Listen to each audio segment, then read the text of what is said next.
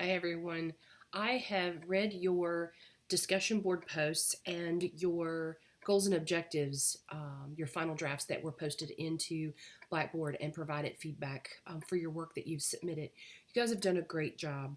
If you feel like the goals and objective assignment has been really tedious and tough, and you may have a few lingering revisions due, please know that I understand that. Your goals and objectives is a cornerstone, kind of that foundation of the remaining part of your practicum assignment or your practicum time. So it's so important that you get this right and that you're properly focused on how the time should be spent. Please do not make this an academic exercise. As you go into each of your practicum settings with your preceptor, take a copy of your goals and objectives with you. Let them be an active or a living document. Be intentional in how you spend your time in the practicum setting so that at the end of the day you can go back to your goals and objectives and say, okay, today I worked on goal number 2, objective 2.3. And when you write your log, you're directly addressing how you work towards accomplishing that goal. If you go into the practicum setting and you wander, kind of a fly by the seat of your pants approach, you're going to come back and try to measure your growth or demonstrate your learning, and you won't be able to do that as it relates to your goals and objectives. All sorts of value in doing not spending time in the practicum setting that isn't entirely focused on your goals and objectives, but the majority of it should be, so that when you're done with 620 and you've used your goals and objectives, you can go back and say where you have met your goals and objectives. That's the goal. Before you graduate, you should meet all of your goals and objectives. If you're not intentional in that process, you'll get to 620 and be in a panic and realize that you've not made adequate progress. So I do want you to be thinking every time you go into the practicum setting, keep that copy of your goals and objectives with you in your binder or your notebook, and always be measuring your success. Your discussion board assignment was really cool. I love to see the unique ideas you come up with in addressing active strategies, active teaching strategies. Your classmate, Catherine, and I believe Catherine prefers to be called Anne or Anne E. There's an E, and I'm never sure if the E is silent. So, Catherine, you'll have to tell me if it's Anne E or Anne. Um, Either way, Catherine wrote that utilizing active learning across the 3 learning domains supports nursing competencies. Nursing faculty engagement with the teaching method is key to successful implementation, and active learners express more motivation to learn. In the Bible, in 2 Timothy chapter 2:24, it states that the Lord's servant should not be quarrelsome, rather kind and able to teach and not resentful. This reminds the reader to treat others with kindness and to teach those who need it. The National League of Nursing Nurse Educator Competencies state that facilitating learning includes implementing evidence-based teaching strategies and creating opportunities for learners to practice critical thinking skills. The scenario effectively provides support for this competency, and she goes on to explore an active teaching strategy. I think this is a really nice job of reminding us the importance of actively teaching. So often, and what many of us, if you are in the same boat as I've had my first nursing degree for 20, 23, 24 years.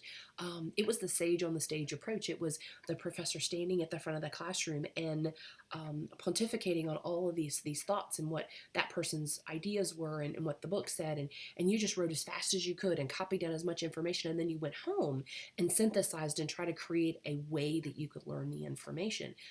We want to really move the classroom away from that approach and try active learning styles. So many of you all dug into the skills portion of your teaching role of looking at teaching IV skills or Foley skills, which is a great way to cross all 3 domains of learning. One of you used role playing, concept mapping, even a stroke assessment test could use all 3 domains. I would argue that you can do most teaching and hit all 3 domains of learning if you are intentional in your planning. And we're going to work through the process of developing a good lesson plan that addresses all 3 domains of learning later on in the course, but I do want you to start thinking about how can I effectively reach the cognitive and the psychomotor and the affective domains effectively so that I can do my job really well, whether I'm in a hospital-based setting teaching bedside nurses or I'm in a classroom setting teaching novice nurses who aren't licensed yet. All of it matters. As you prepare to submit your practicum log, your first one this week, I want to remind you that before you submit your first log, you need to make sure that you post your final draft of your goals and objectives as long as they've been approved by me. They need to be posted in Typhon. You should go into your time log. Get in the habit of the first thing you do before you post your practicum log, go into the time log and add your time. Remember, we had that change in Typhon that changed what was available to document your time in. So make sure that you go back into 617 and make sure you still have 50 hours for 617.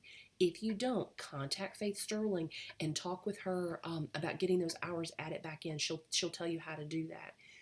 For 618, I want all of your rolled up hours are in the shift time column. So when you go into the shift time column, you're going to, if you were in with your preceptor from 9 a.m. to 3 p.m., that's 6 hours, and those 6 hours are going to be under the shift time.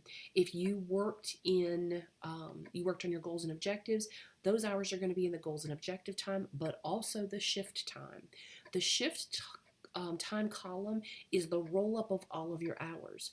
If you further subdivide them by placing them in your goals and objective column or a research and continuing education column, that's fine if you want to subdivide, but I want to remind you that the shift column is where all of your hours are going to be cumulative, and that's the column that we're going to use to add up all of your hours.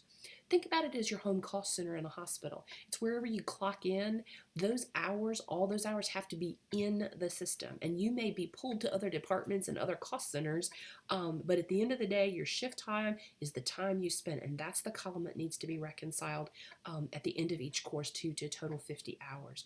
Make sure that you do that right. If you don't put your time into your shift time and you put in a log, you're going to lose points, and I'll have no idea where you were and when you were there. So do that first, then post your practicum log. Again, a reminder, each of the logs, whether you're using the PDF version or the Word version, has 8 entry slots. You can put 8 days of your preceptorship in one log. You should not be loading a log for each day. Each day that you're there, let's say between the beginning when your goals were approved and this day, you've been to the precepting site twice. You're going to have 2 entries, one for each day in the time in your practicum log, and each of those days are going to directly address a goal and objective, as well as the NLN core competencies for the nurse educator. It is so important that you go back into the instructions for your practicum goals and objectives and refresh your memory in what goes in which of the 3 boxes, and that you follow that format pretty closely. Be intentional. For your goals and objective hours, let's say you spent 10 hours doing your goals and objectives, which is the max you can do, you don't put in a practicum log entry for that.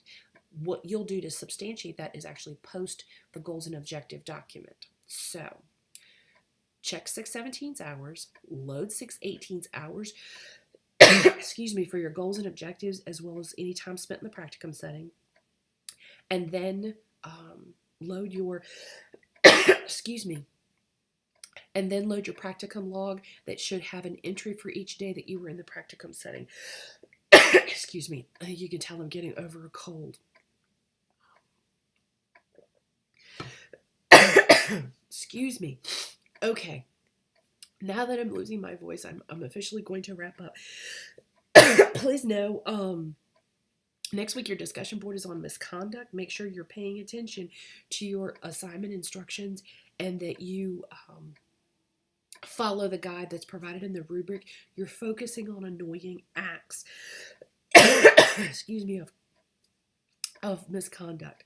So I'm going to head out. If you have any questions or concerns, if you've gotten feedback that you're not clear about, folks, please do not hesitate to contact me. Know that the general questions can go to the Ask the Professor link. Things that are specific to you, send me an email I'm happy. Excuse me. I'm happy to talk on the phone and get you heading in the right direction. We are at the halfway point. I hope you're enjoying the course, that you feel like your needs are being met. More importantly, I hope that you're learning. I hope that you're having those aha moments of, wow, I hadn't thought about it like this. That's the exciting part of a master's degree is it's when we get to focus on something we really love.